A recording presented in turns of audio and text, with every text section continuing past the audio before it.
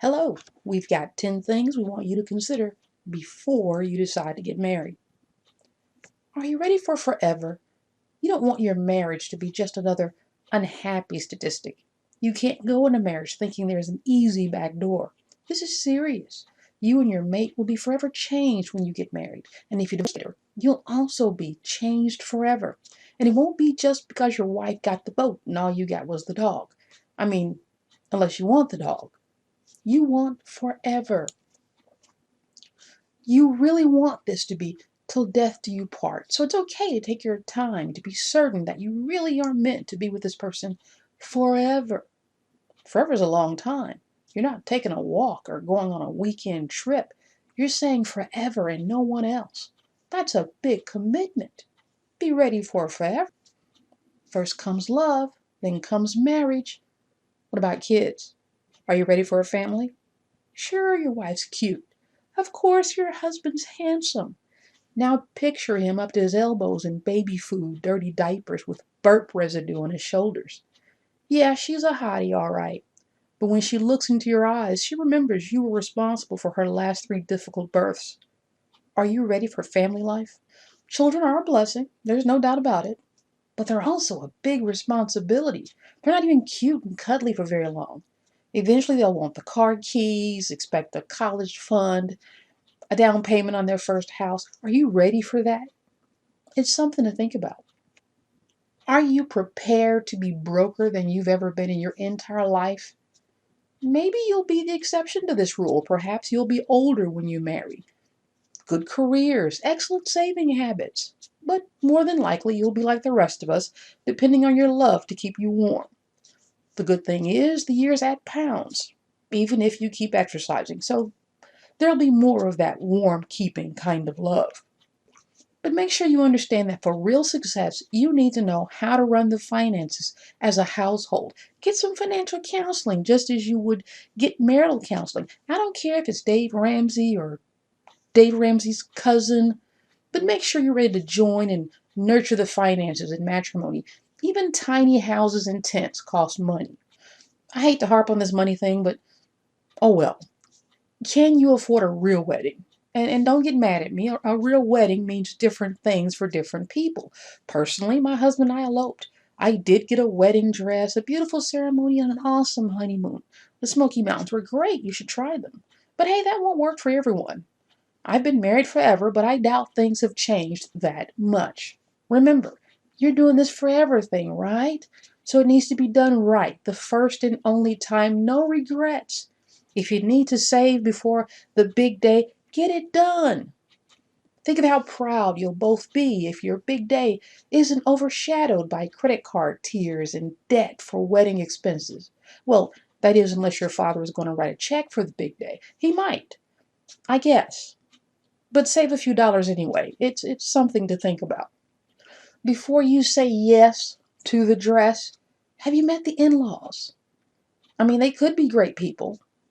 I mean, seriously, stop laughing. They really could be. You need to introduce your loved one to, well, your loved ones. Take her home to meet mom and dad and crazy Uncle Jack. Tell her about the brother, the one no one talks about. If it's going to take a few years for Carl to get out of jail, tell her that. Everybody has a cousin Carl or Bob or somebody like that. Take her home for Thanksgiving or Christmas. Make sure it's after COVID, of course, but let him see your family with their hair down. Let him see the good, bad, and ugly. And realize they're going to be family too, as soon as you say, I do.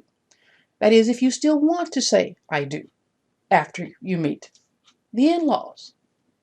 Okay, be honest. Are you one of them there neat freaks? Or one of them there not neat freaks? It makes a difference. Hear me out. My husband is the type that doesn't put the knives and forks in those nice little section dividers. It nearly drove me mad until I threw out the little holder. I mean, who does that kind of thing? The compartments are made to separate the utensils. But I digress.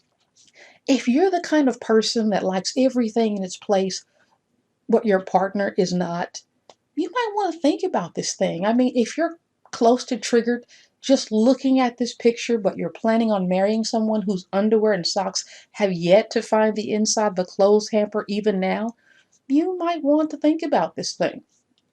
Do you have similar temperaments?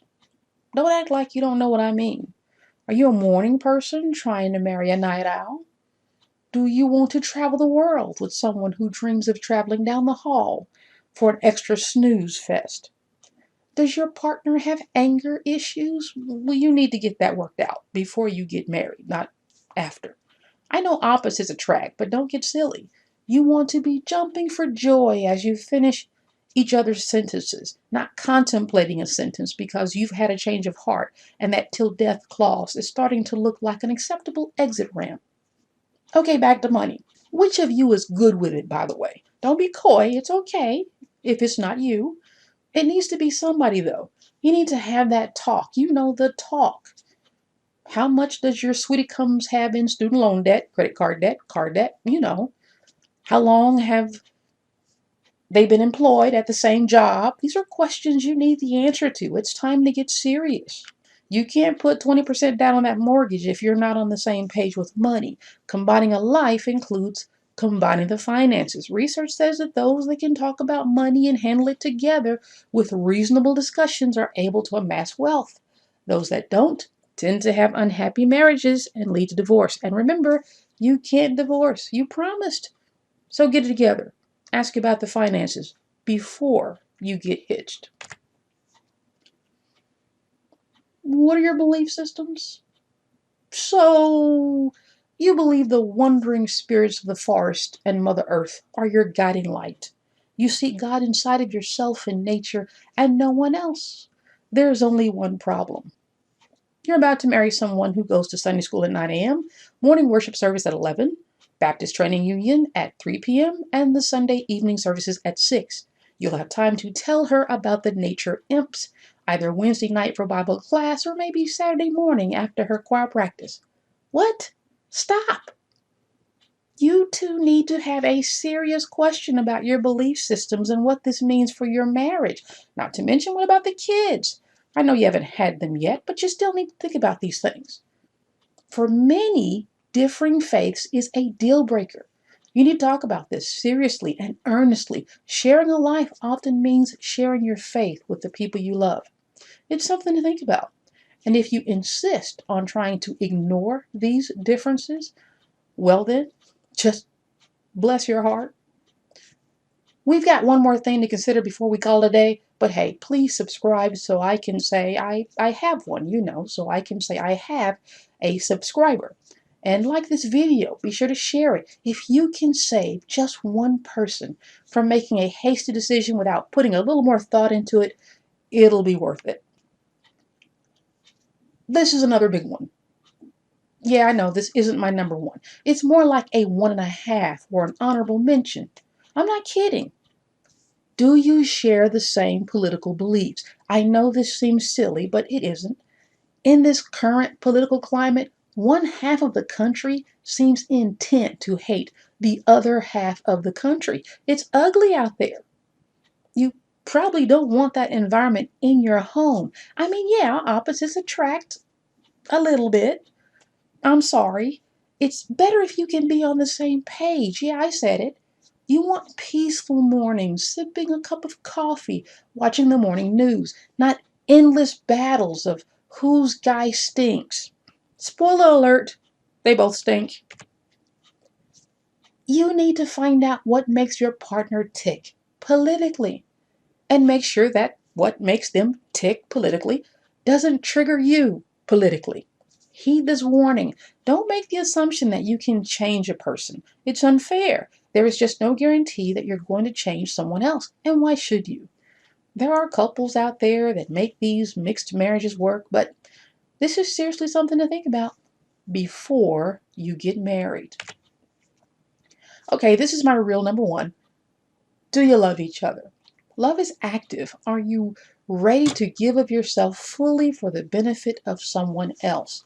This is no small order. Are you committed to loving this person forever? You're promising not to turn your relationship into a statistic. You're committing yourself to giving your future little humans a warm, loving, stable environment with two adult humans they can actually use as role models. You want one of those 50-year, 60-year marriages, the kind we all wanted when we first said, I do. And you can do it if you're willing to put some thought into who you really are and what you really want. After all, love is patient, love is kind. I'll let you read the rest of this, as long as you promise to think long and hard and consider all of the things we talked about before you get married.